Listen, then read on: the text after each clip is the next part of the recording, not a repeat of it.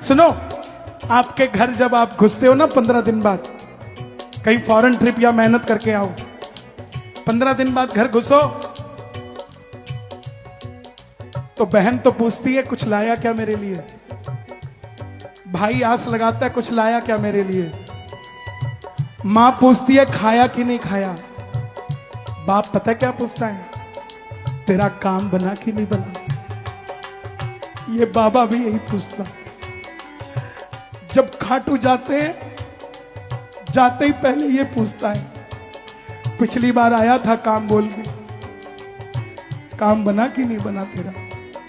और हम भी कहते हैं बाबा तू बैठा है, आज नहीं कल बन जाएगा, कल नहीं परसों बन जाएगा। तेरा दरबार भी कहीं नहीं जा रहा और तेरा सेवादार भी कहीं नहीं जा रहा, आज नहीं कल तर जाएगा।